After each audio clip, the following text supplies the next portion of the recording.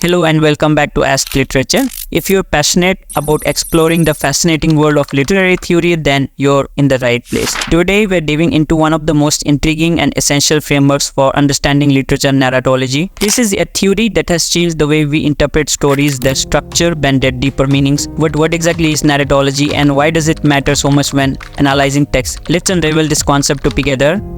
Narratology is essentially the study of narrative and narrative structure. In other words, it's the discipline that helps us understand how stories are told, how they're constructed, and how their elements interact to create meaning. The origins of narratology can be traced back to the early 20th century, though its formal recognition as a distinct area of study didn't happen until later with the rise of structuralism in the 1960s. But what makes narratology unique is its application across all forms of storytelling, whether it's a novel, a film, a poem, or even an oral tradition.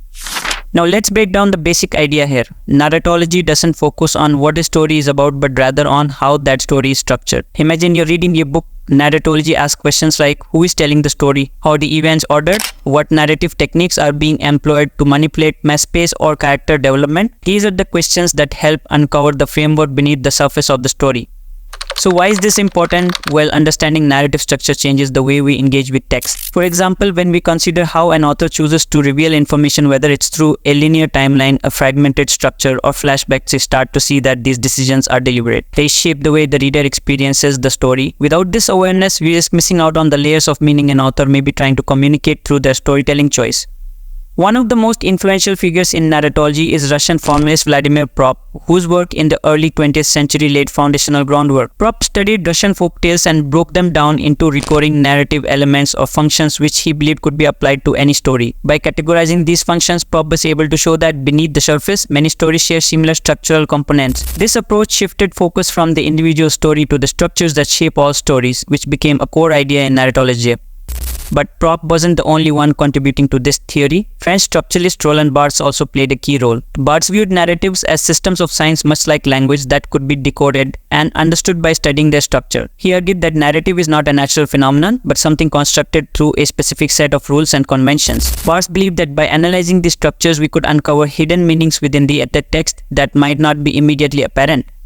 The evolution of narratology didn't stop with structuralism though. In fact, the post-structuralist movement brought with it new ways of thinking about narrative. Figures like Gerard Dennett expanded upon earlier ideas and introduced the concept of narrative levels, distinguishing between the story itself, the events that occurred, the narrative discourse, the way the story is told, and the act of narrating, the telling of the story. These distinctions allow us to explore not only what is told, but also how and why it is told in a particular way. Annetti's work was particularly influential in creating the concept of focalization, which refers to the perspective through which a story is viewed. In other words, who sees the events and how do they perceive them? This is crucial in understanding how different characters or narrators enhance the reader's interpretation of the story. A shift in focalization can change the entire meaning of a narrative, and narratology helps us to identify when and how these shifts occur. One of the fascinating things about narratology is its adaptability. It's not limited to just novels or written stories. In today's world, narratology can be applied to digital media, films, and even video games. Think about how many movies use flashbacks or nonlinear timelines techniques that add complexity to the story. Or consider a video game where the player controls the character's actions. The way these narratives unfold can all be analyzed through the lens of narratology. We also can't forget about contemporary thinkers who have taken narratology into new and exciting directions. For instance, scholars like Mikbal have emphasized the importance of cultural context in the study of narrative. She argued that understanding narrative involves more than just structure, it also requires an examination of how cultural and social forces shape the stories we tell. This allows us to see narratology as not just a technical analysis, but as a tool to understand broader human experiences and cultural values. At its core, narratology is about breaking down stories to see how they work, what makes them tick, so to speak. It allows us to step back and appreciate the craftsmanship behind storytelling, whether it's an ancient folktale or a modern novel. By understanding the structure of a narrative, we gain insight into how authors manipulate time, perspective, and plot to influence the reader's experience. And that's what makes narratology such an essential tool for literary analysis. So the next time you pick up a book or watch a movie or play a game, think about how the story is structured. Who is telling it? How is it told? What techniques are being used? And how does all of this condense your experience as the audience? Narratology gives us the tools to ask these questions, and in doing so deepens our engagement with the art of storytelling.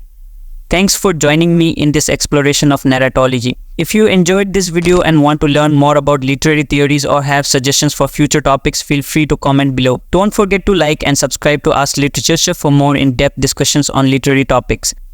Until next time, happy reading.